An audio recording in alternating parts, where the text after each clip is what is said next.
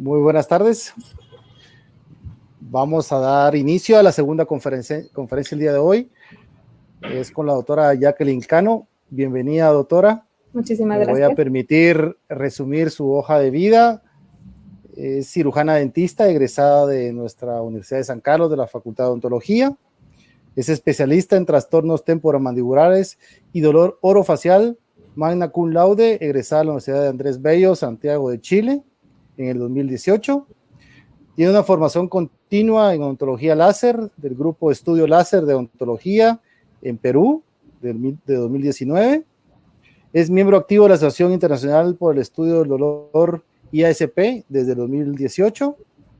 Es representante guatemalteca del tercer Latin American Pain Management Camp, curso en modalidad contemplada y realizada en la Asociación Internacional para el Estudio del Dolor en Santiago de Chile. Y su práctica profesional es exclusiva en trastornos temporomandibulares y dolor orofacial en el Centro Dental Multimédica y Clínica Privada, entre otros, desde el 2019. Doctora, sin más, por favor, el tiempo es suyo. Bienvenida y muchísimas gracias por compartir sus conocimientos con todos nosotros.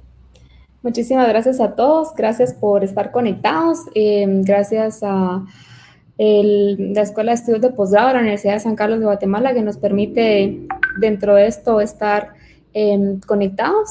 Y sin más, me gustaría entrar a un tema que es de un gran interés en el ámbito odontológico, y es el tema del bruxismo, pero con un enfoque más allá dentro de los mecanismos que se encuentran involucrados en la génesis del mismo.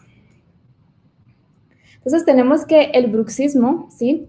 Es una afección oral de gran interés dentro de nuestro campo odontológico, y aunque está asociado a varias complicaciones, como puede ser la pérdida de sustrato dental, puede ser también complicaciones a nivel protésico, también en algunos pacientes asociados a dolores, sigue siendo a los días de hoy difícil de manejar de una manera eficiente.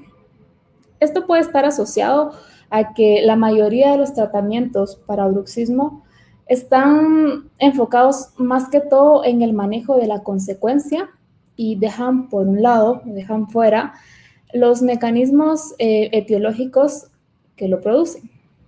Por esa razón, me gustaría trazarnos una ruta para esta presentación en donde tengamos una vista acerca de la definición, la etiología, las características, los posibles tratamientos Acerca de las definiciones más comúnmente utilizadas para hablar acerca de bruxismo son las propuestas por el Glosario de Términos Prostodónticos, la propuesta por la Academia Americana de Dolor Orofacial y por la Clasificación Internacional de Trastornos de Sueño. El Glosario de Términos Prostodónticos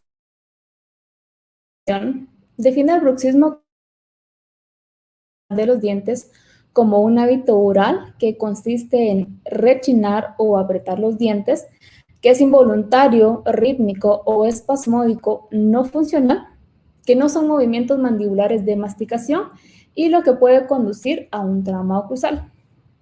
Si analizamos un poco esta definición más a fondo, nos podemos dar cuenta que en primera instancia se considera dental.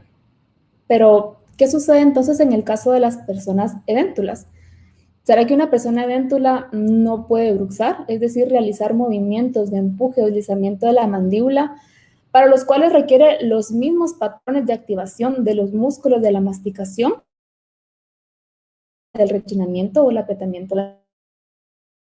Además nos dice que tendrá una característica que hayan repeticiones de la actividad a intervalos regulares.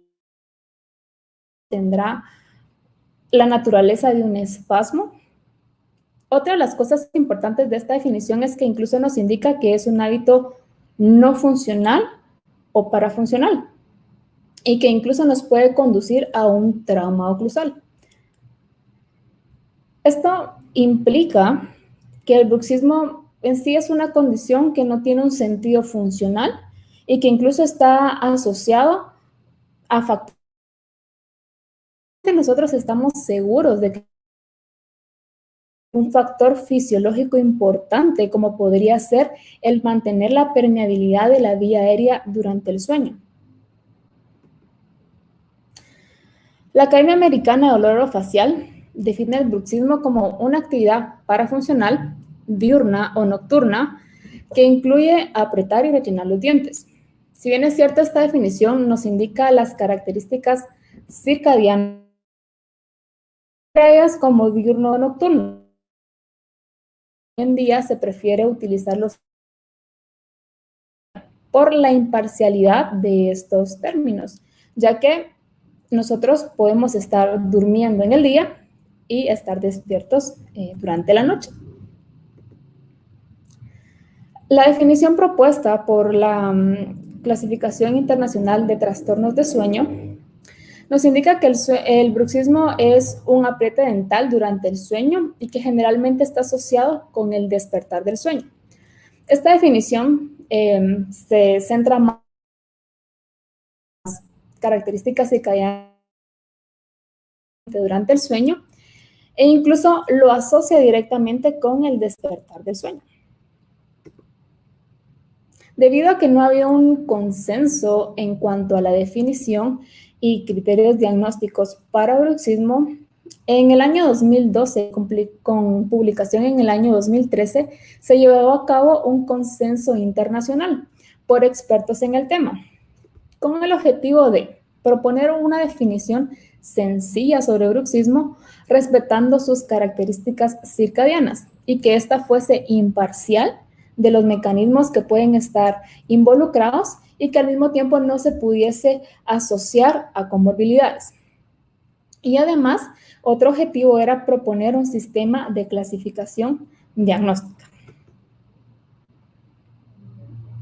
Debido a las limitaciones que comentamos de las definiciones previas sobre bruxismo, los autores del consenso proponen definir al bruxismo como una actividad repetitiva de los músculos de la masticación, caracterizado por apretar o rechinar los dientes y o por deslizamientos o empuje de la mandíbula, el cual tiene dos manifestaciones circadianas distintas.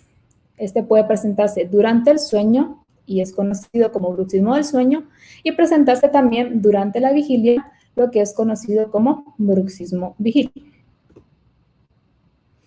Años más tarde, en el 2017, debido a la aceptación que tuvo la definición de bruxismo, los expertos en el tema analizan si hay una necesidad en actualizar el consenso. Para esto, vuelven a realizar una reunión con el objetivo de, primero, aclarar aún más la definición propuesta en el consenso anterior, en el 2013, y desarrollar definiciones separadas para el bruxismo de sueño y para el bruxismo vigil. Y también determinar si el bruxismo es un trastorno en lugar de un comportamiento que puede ser un factor de riesgo para ciertas afecciones clínicas.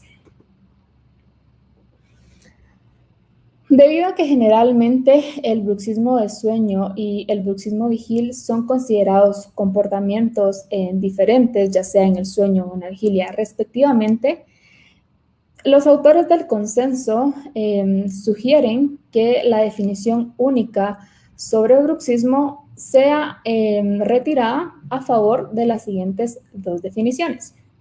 Y así llegan y proponen el bruxismo de sueño como una actividad muscular masticatoria durante el sueño que se caracteriza como rítmica o no rítmica y que no es un trastorno en personas que de otro. Y al bruxismo vigil muscular masticatorio se caracteriza por el contacto y o por el deslizamiento o empuje de la mandíbula, que no es un trastorno de movimiento en personas sanas.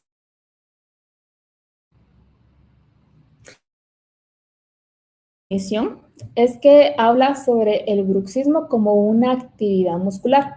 Lo contextualiza como un fenómeno muscular y no como el acto de rechinar o eventos que pueden estar asociados a fenómenos neurofisiológicos. Por lo tanto, la importancia de hablar de una actividad muscular es que no necesariamente siempre puede estar ligado a un despertar del sueño, sino que podría ser incluso un comportamiento. En el caso que estemos bajo mucha concentración, bajo mucha ansiedad, en donde esto nos lleve a tener una contracción y por lo tanto tener un episodio de vigilia.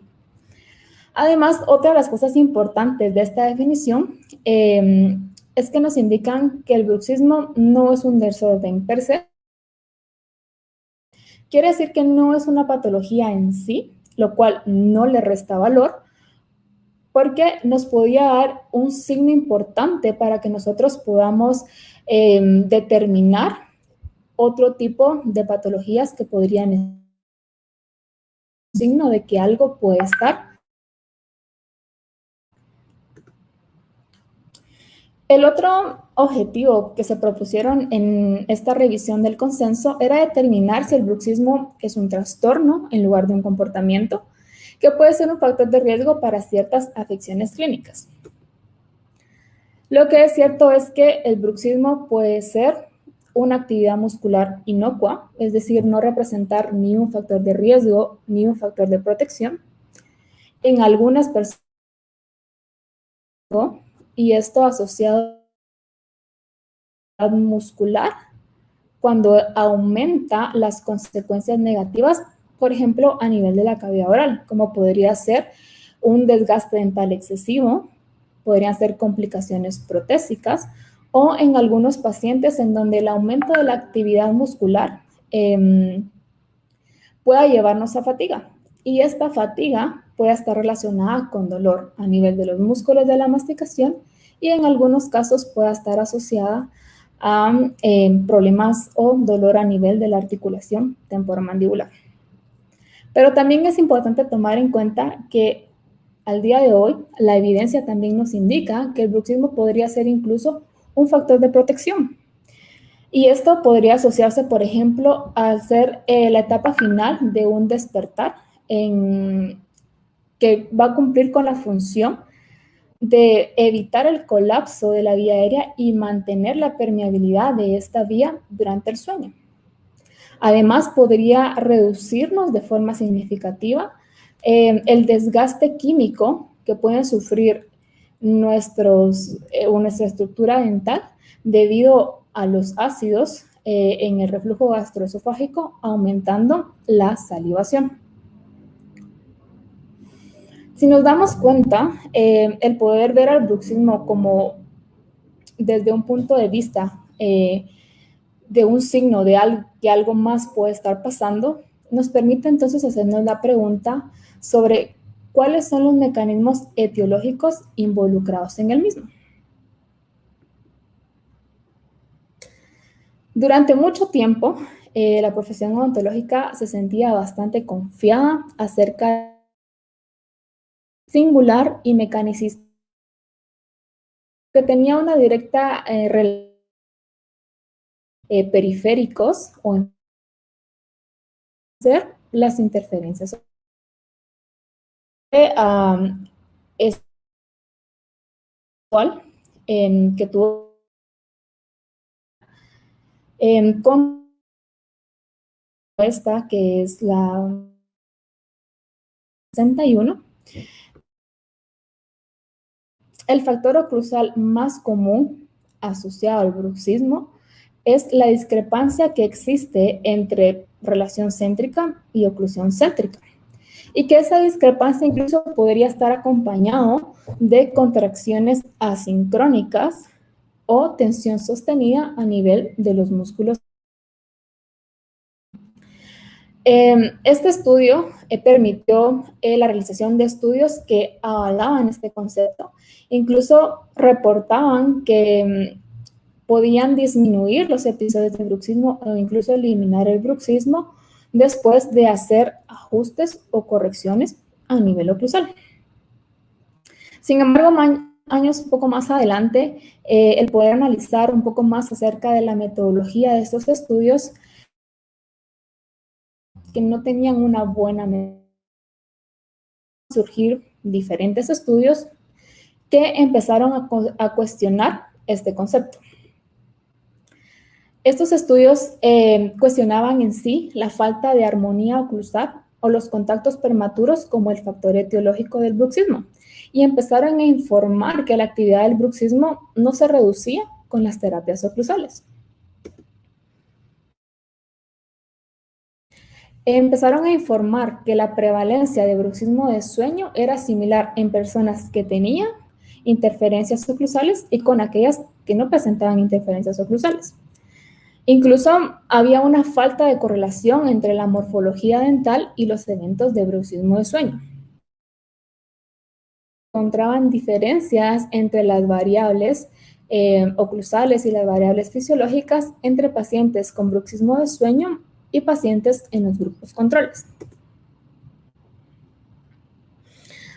La evidencia actual no apoya los factores periféricos o las influencias periféricas como un factor etiológico confiable para la etiología del bruxismo. E incluso proponen que el bruxismo es un término paraguas en donde pueden entrar diferentes factores etiológicos, tales como el consumo de ciertas sustancias, como la cafeína, el alcohol, las drogas, incluso algunos fármacos. Puede estar también asociado incluso a algunas patologías, como el reflujo gastroesofágico, trastornos del sueño, incluso trastornos respiratorios del sueño, como lo puede ser el síndrome de apnea e hipoapnea obstructiva de sueño. Y además podrían involucrarse factores del eje psicosocial como el estrés y la ansiedad. Actualmente se propone que todos estos factores pueden clasificarse en 3 grandes grupos. Puede deberse a factores exógenos, en donde está relacionado el consumo de ciertas sustancias como el alcohol, la cafeína, medicamentos, drogas ilícitas. Factores psicológicos, especialmente la sensibilidad al estrés, los rasgos de la personalidad, la ansiedad. Y factores biológicos, como el papel de los neuroquímicos, el papel de la genética, que aún sigue en estudio, y los despertares del sueño. Sobre el bruxismo de sueño, la etiología, la invitación va a mirar un poco más allá de lo evidente, es ver un poco más allá de la consecuencia, como podría ser el desgaste dentario, el fracaso de las restauraciones, el dolor en algunos pacientes, ¿sí? Y empezarnos a preguntar cuáles son las cosas que podría estar presentando el individuo o la persona que tenemos al frente, la persona a la cual queremos tratar. La hipótesis sobre la etiología del bruxismo de sueño hoy por hoy está asociada y apoya el rol que tiene el sistema nervioso central y el sistema nervioso autónomo en la génesis de la función oromandibular durante el sueño. Y esto más específicamente ligado a el comportamiento del sueño bajo influencia de sustancias químicas y el mantenimiento de la permeabilidad de la vía aérea, que en ambos casos lo que provocan es un aumento de la actividad motora subyacente del bruxismo de sueño y un aumento de la actividad rítmica de los músculos de la masticación, estos asociados también en algún momento a despertares del sueño. Sobre los microdespertares y la actividad motora, la literatura a los días de hoy nos indica que hay una evidencia del aumento de la actividad rítmica de los músculos de la masticación asociado a los microdespertares.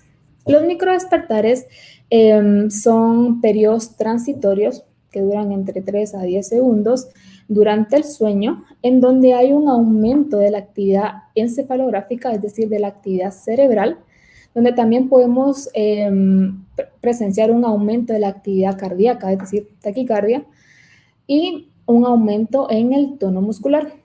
Estos pueden ocurrir de manera natural durante el sueño en una proporción de 8 a 15 por hora de sueño.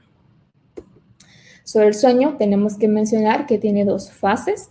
la fase conocida como REM, que es la de movimiento ocular rápido, en donde se asocia a una atonía muscular, y la fase no REM, en donde la actividad muscular debe ser de baja a moderada. La fase no REM, a su vez, se ha de dividir en etapas, donde la etapa 1 y 2 generalmente son asociadas a un sueño ligero y la etapa 3 y 4 a un sueño profundo. Es importante tomar en cuenta que la literatura indica que la mayor cantidad de episodios de bruxismo ocurren en el sueño ligero. Y la importancia que esto tiene es que si nosotros tenemos un sueño ligero, vamos a tener mayor actividad muscular, por lo tanto podríamos tener mayores episodios de bruxismo. Entonces, todas aquellas sustancias que puedan afectar directamente el sueño, como la cafeína, el alcohol, el tabaco, de cierta manera podrían estar involucradas en el aumento de episodios de bruxismo. Y es ahí donde juegan un rol en la etiología del bruxismo de sueño. ¿Cómo nosotros podemos medir estas variaciones? Esto se puede hacer gracias a estudios del sueño como la polisomnografía, que es un estudio del sueño que nos permite evaluar la actividad cerebral, la actividad electromiográfica, la saturación de oxígeno. Y es un estudio que nos puede determinar e incluso es considerado a los días de hoy como el estudio gold estándar para poder dar un diagnóstico definitivo de bruxismo de sueño. Entonces, si nosotros analizamos qué es lo que ocurre en un microdespertar, por la asociación que puede tener con los episodios de actividad rítmica de los músculos de la masticación, es que unos minutos antes de que ocurra un despertar, hay un aumento en la actividad cardíaca autónoma. Hay unos segundos, 4 segundos antes, hay aumento de la actividad cerebral. Un segundo antes del microdespertar va a haber un aumento de la frecuencia cardíaca, va a haber un aumento en el tono de la musculatura suprayoidea, un aumento de la amplitud respiratoria y un aumento en la actividad de los músculos maceteros y temporales que nos puede llevar a un apretamiento y un rechinamiento dentario. La evidencia hoy nos sugiere que puede haber una asociación entre el bruxismo de sueño y trastornos de sueño, sobre todo aquellos relacionados con los trastornos respiratorios del sueño, teniendo un rol en la etapa final del despertar con el objetivo de evitar el colapso de la vía aérea y restablecer la permeabilidad de la misma. Esto lo podemos ver ejemplificado a continuación. Solo antes, para hablar un poco de los trastornos del sueño, los trastornos respiratorios del sueño, tenemos al síndrome de apnea obstructiva de sueño, que básicamente está definido como un trastorno respiratorio durante el sueño, en donde hay una obstrucción parcial o una obstrucción total de la vía aérea, lo que puede disminuir la ventilación durante el sueño. Básicamente en este trastorno ocurre una disminución de la saturación de oxígeno y también un aumento de la presión parcial de dióxido de carbono. Y los eventos terminan en despertares debido a la interrupción del sueño y la consecuencia clínica que podemos observar en esto es la somnolencia diurna excesiva. Todo esto, la asociación, me gustaría ejemplificarla en este video.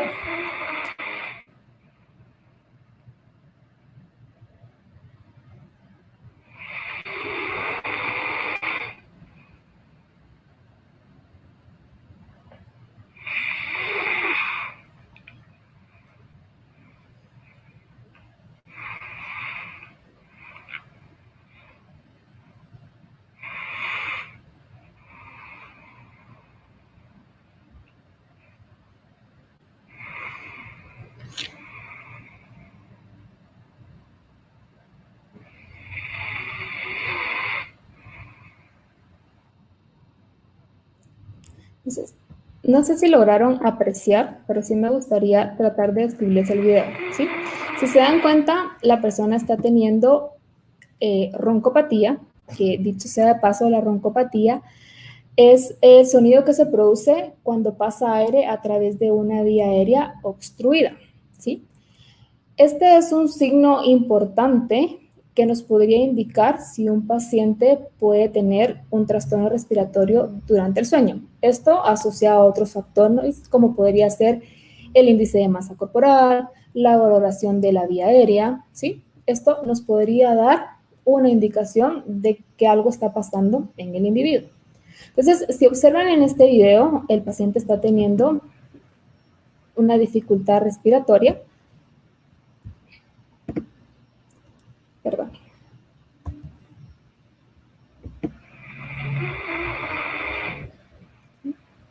Se puede observar incluso periodos en donde hay un cese de la respiración.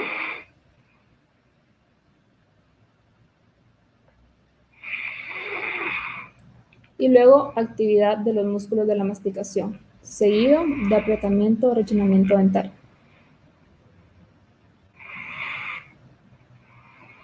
Actividad de los músculos de la masticación. Parece ser que el aire pasa de manera más fluida, pero si la vía aérea vuelve a colapsar, se vuelve a escuchar la roncopatía, vuelve a haber actividad muscular y actividad que termina en un apriete dentario. Esto puede ocurrir varias veces durante el sueño.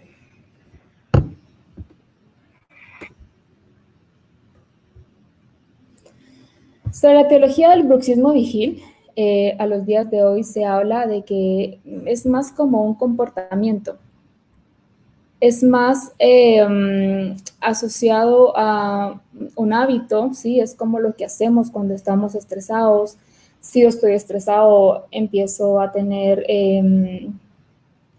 para funciones como morderme las uñas, ¿sí?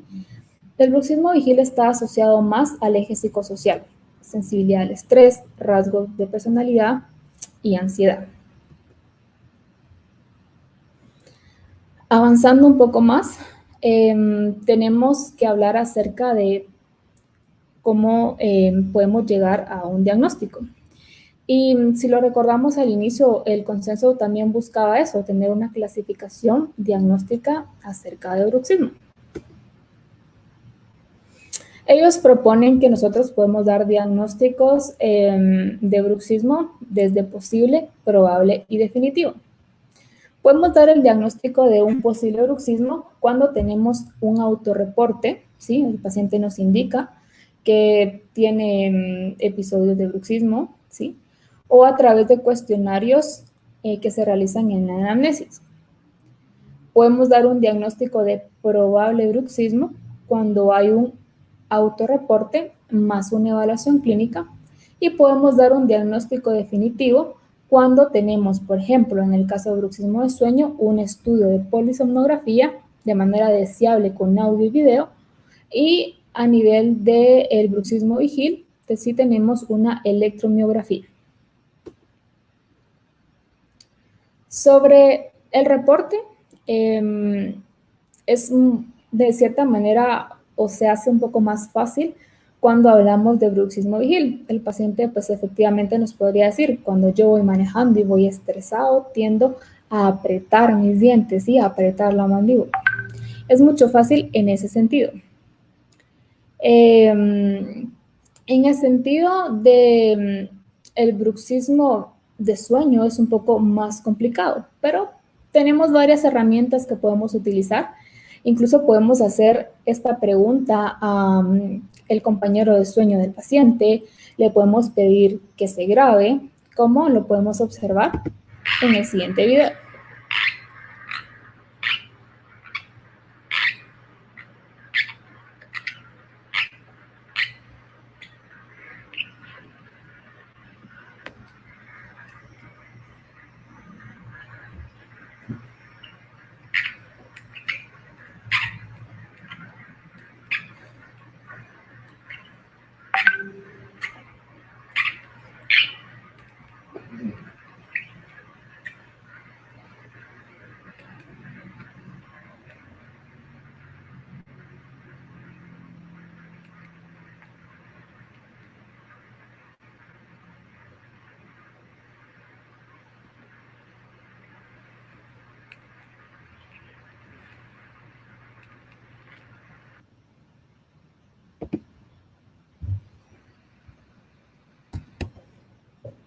En el caso del examen clínico, por mucho tiempo como clínicos nos sentimos bastante confiables en poder dar o confirmar la etiología del bruxismo de sueño al momento de hacer una evaluación clínica.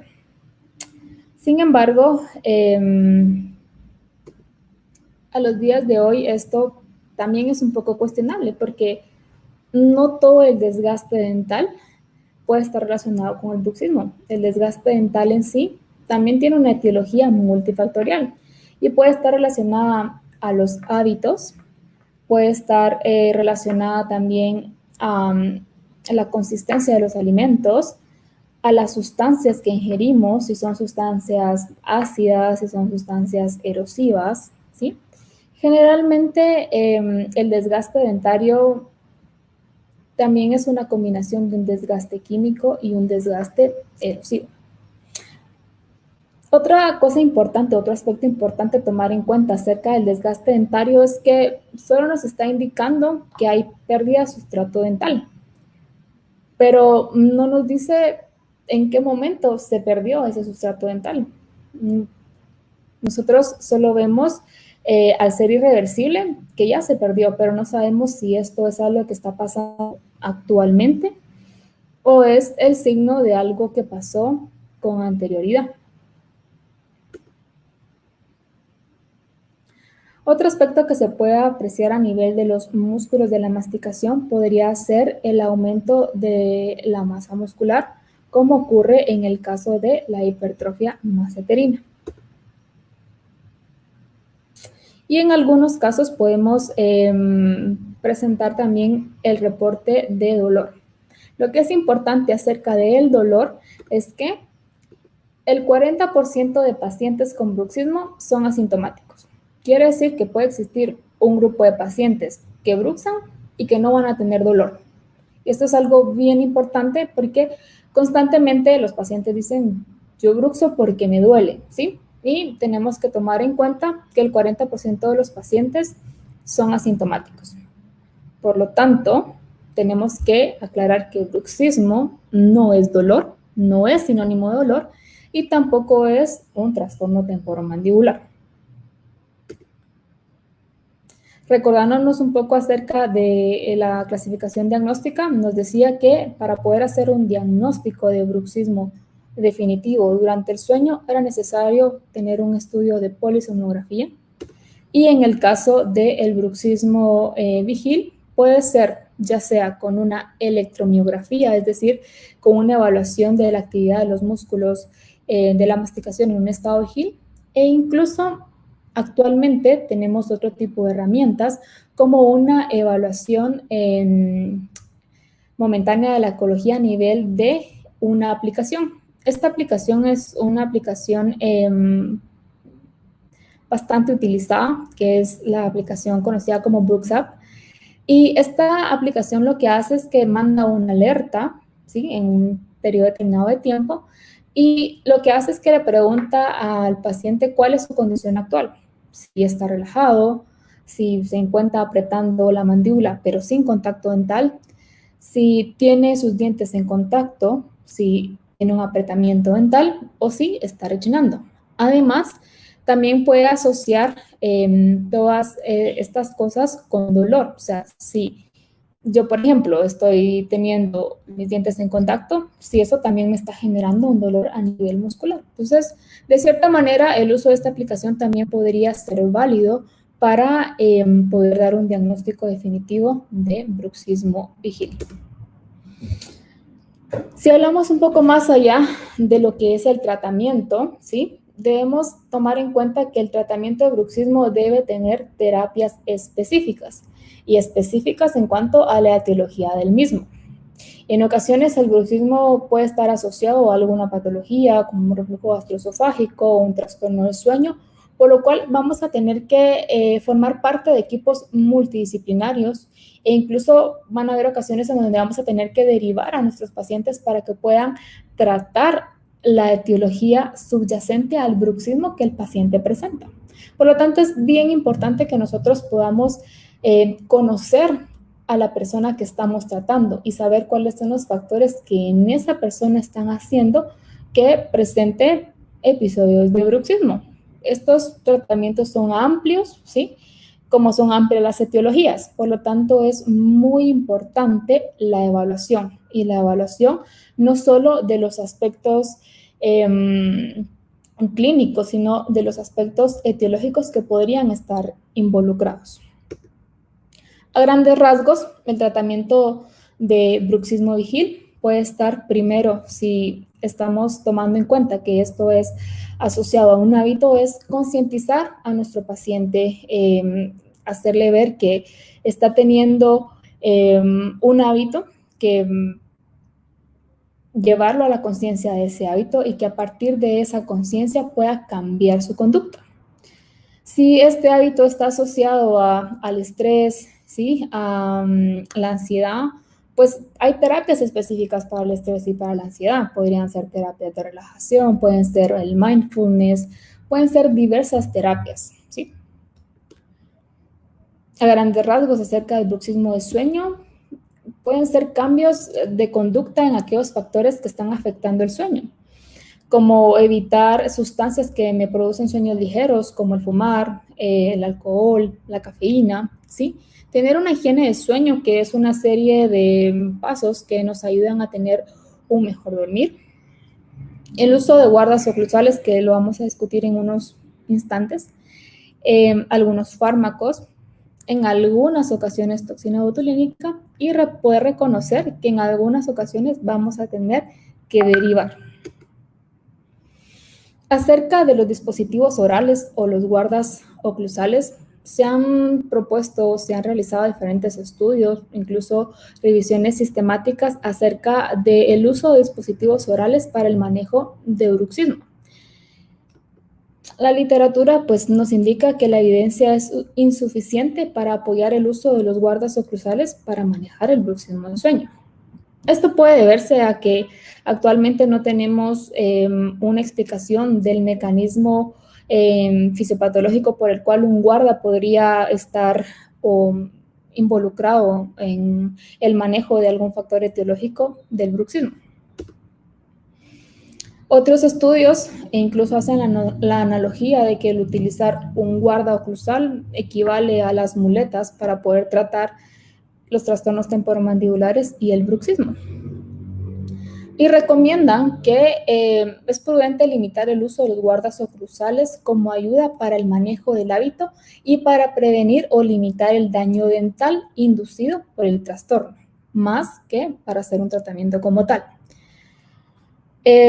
Otro estudio acerca de la eficacia del uso de los guardas oclusales para el bruxismo de sueño nos indica que la ausencia de que haya un efecto significativo en el uso de un guarda para manejar el bruxismo de sueño indica que requiere que si los vamos a utilizar sea con precaución, que su papel está limitado a la protección contra el desgaste dental. Y por lo tanto debemos considerarlo desde un punto de vista individual. Otro estudio acerca del uso de dispositivos orales, más de un siglo utilizándolos, que lo que concluyen es que a pesar de todo este tiempo, los guardas oclusales todavía no tienen un soporte en evidencia para tratar bruxismo de sueño. Sí lo tienen para proteger las piezas dentarias. Entonces, ¿valdrá la pena utilizar los guardas oclusales como una terapia multipropósito? Para esto es necesario que podamos hacer la diferenciación entre un guarda de protección y un guarda terapéutico. Un guarda de protección es un guarda que podemos realizar muy fácilmente, tomar una impresión y colocar un acetato. Y un guarda terapéutico significa que tú estás primero diagnosticando, ¿sí? Que sabes cuáles son los mecanismos involucrados para lo que tú estás diagnosticando y que estás eligiendo el mejor tratamiento evidenciado para poder resolver lo que ya diagnosticaste. Esa es la diferencia entre los guardas de protección y un guarda terapéutico. Lo que sí me gustaría enfatizar es que los guardas no son del todo seguros, ¿sí? El uso y la indicación del guarda puede causar cambios y cambios irreversibles. Por ejemplo, el utilizar un guarda con una indicación 24/7, es decir, todo el día, todos los días, puede generar cambios irreversibles a nivel de la oclusión, como mordidas abiertas. Entonces, es importante saber por qué lo vamos a utilizar, cuándo lo vamos a utilizar y si vale la pena utilizarlo. Y finalmente hablar de cuándo es necesario derivar a nuestros pacientes, ¿sí? En el caso que el paciente presente dolor muscular, debemos derivarlo, ya que el dolor muscular puede ser producido por muchas cosas más. Si tiene dolores de cabeza, también es necesario derivarlo.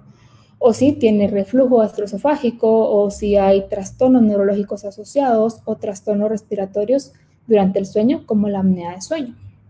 Y cuando el examen clínico también nos indique que puede tener una obstrucción en la vía aérea, es decir, pacientes con retrognatia, macroglossia e hipertrofia adenotonsilar e incluso obesidad. Dentro de las conclusiones, pues el bruxismo sí es un fenómeno controversial que se caracteriza por la actividad de los músculos de la masticación, que tiene características circadianas presentándose en el sueño así como en la vigilia, que su etiología aún es difícil de interpretar, que es de naturaleza multifactorial, por lo que el abordaje deseable es multidisciplinario para que podamos dar un tratamiento integral a nuestros pacientes. Y debemos aplicar en todo momento la odontología basada en evidencia, lo que los días de hoy representa un punto de partida para los odontólogos, invitándonos a abandonar el concepto natológico y antiguo de bruxismo.